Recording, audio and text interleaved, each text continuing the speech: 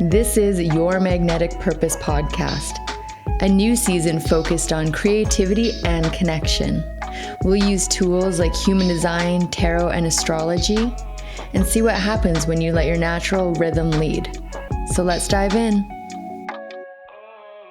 You know what's wild? For years, I kept wondering why some people on my team could execute flawlessly, but then froze when I asked them to brainstorm. Or why certain creatives could pitch these brilliant ideas, but never follow through. I thought that it was about discipline or talent or experience, but it turns out I was just asking people to work against their natural wiring. I'm Ashley, and welcome back to Your Magnetic Purpose podcast, where we explore human design as a creativity tool.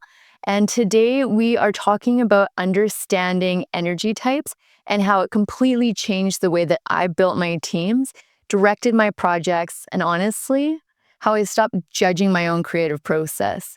If you've ever felt like you should create differently, produce faster, or lead like somebody else, this episode is for you. So let's get real about human design for a second. I'm not here to tell you about your soul's destiny or what the planets say about your love life. That is for a different episode. But what I am here for is to talk about how human design has become the most practical creative framework that I've ever used. And not as some mystic system. Sure, you could definitely use it for that. But as a lens for understanding how people naturally work and express ideas. And as a creative director, that's literally my job, to see potential in people that maybe they can't see in themselves. And hi, if you're new here, my entire background is being in the creative arts for the last 20 years, as well as a creative director. So I started experimenting with this quietly. I started noticing patterns, like how different people move through projects, how they would make decisions, and how they would contribute when they were in their zone of genius versus forcing it.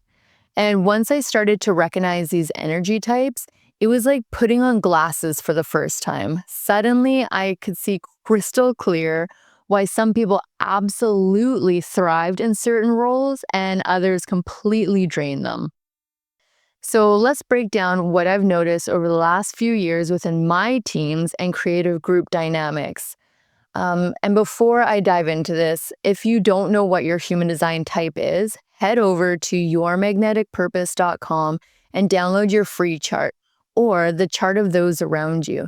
This will make it easier to follow along, but these energy types are just archetypes. So even if you're listening and you know nothing about human design, you can start to guess the energy types of those around you just by sort of listening to the descriptions.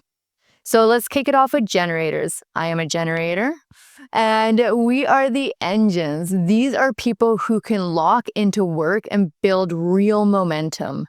They get better through repetition. They refine, they polish, and they master.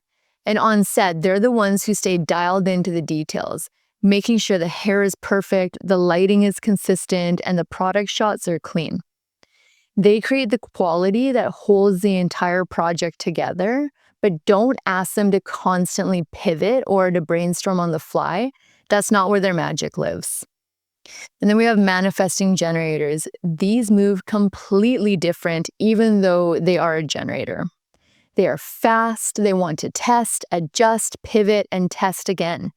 These are your multitaskers who can juggle 3 ideas all at once and somehow make them all work effortlessly. They keep things current, and they'll try new techniques and shift directions when something isn't landing. They bring a fresh energy to the project when it's starting to feel stale, but if you put them on a task that requires slow, methodical repetition, they'll completely suffocate. And then we have projectors. They are our natural guides. And honestly, a lot of creative directors are projectors. They see people clearly, they see the systems clearly, and they can walk into a room and immediately sense what needs to shift.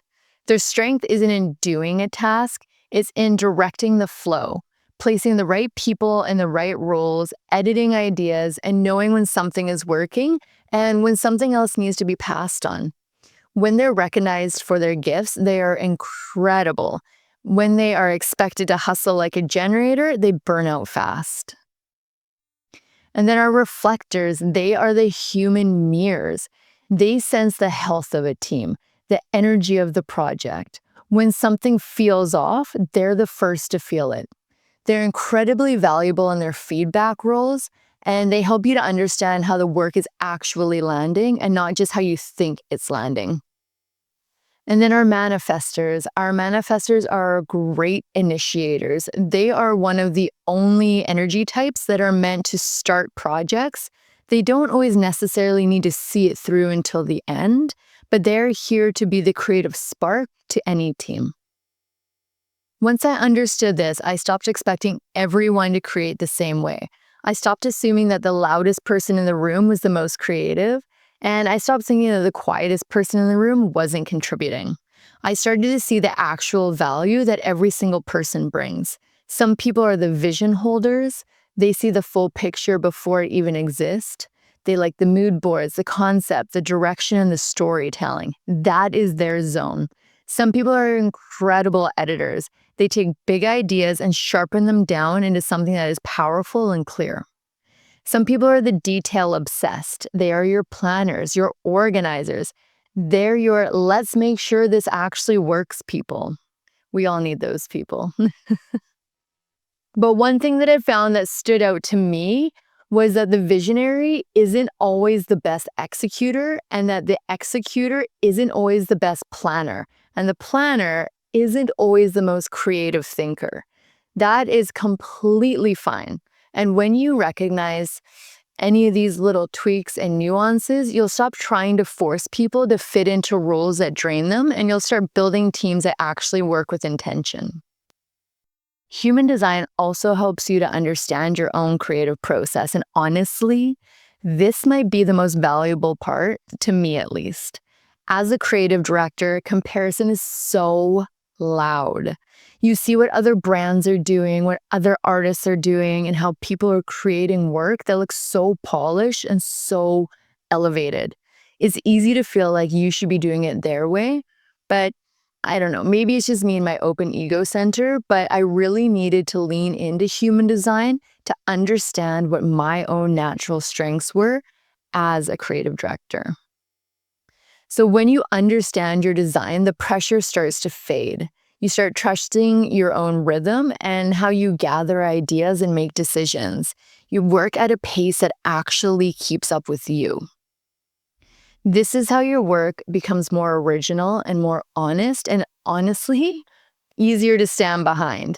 I used to think that I needed to lead the same way as other creative directors led, or speak a certain way, or show up a certain way. But when I started working with my own design, I realized my strength is in setting the tone and letting people grow into their roles. And that is honestly the most fulfilling thing for me. I can see patterns and potentials, and I can build structure around creativity so it can expand without falling apart. Because as anyone knows, doing something creatively, no matter what it looks like, is such a labor of love. So how this can show up on sets is also completely changed the way that I do my shoots. Some people need time to prepare, and they want a really clear concept, and they want a plan locked in. They feel calm when they know the direction. Others do their best work in the moment. They respond to what's in front of them, and they can adjust quickly. They find it through movement. It helps to bring their creative process out. If you know who's on your team, you can plan accordingly. You can give the planners the information they need up front. You can give the quick thinkers the space to play when the shoot begins. And you can place the steady workers where consistency matters the most. Place the generators where you need a little bit of fresh thinking or someone to master. This isn't about putting people in boxes. It's about understanding how people can naturally contribute. When people are in roles that match their strengths, their confidence can grow, and your creativity opens, and their work really does improve. So here's what I want you to take away from this. Not everyone is meant to create in bursts of inspiration, and not everyone is meant to generate consistent ideas. And not everybody wants to be in the spotlight. Some people are meant to build, Some are meant to guide, and some are meant to refine. There's also some that are meant to be the vision holders. When you understand that, you stop feeling like you're running behind. You stop trying to copy what other artists are doing, and you start focusing on what comes naturally to you. And that is where originality comes from. As a creative director, my job is to see the unique value in each person and pull it out of them.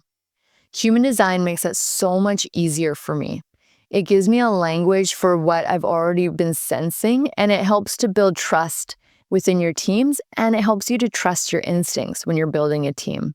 You can understand why certain people work well together and where some are naturally going to shine.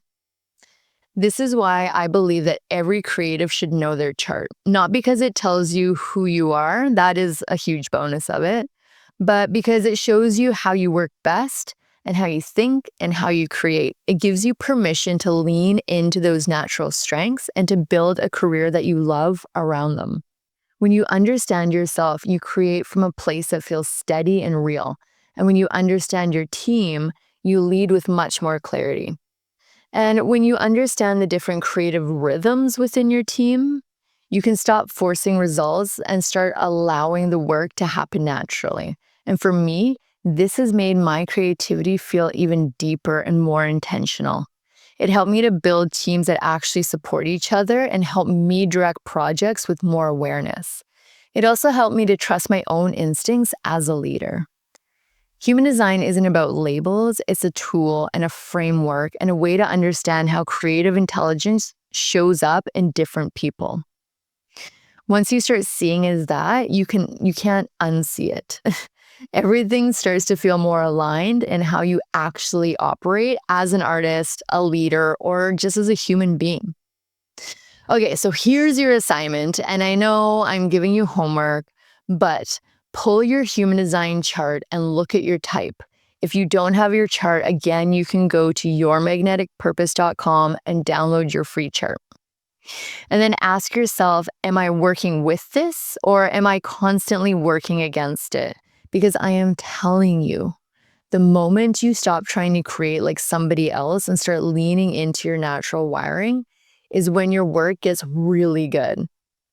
If this resonated, send this episode to a person on your team who really needs to hear it.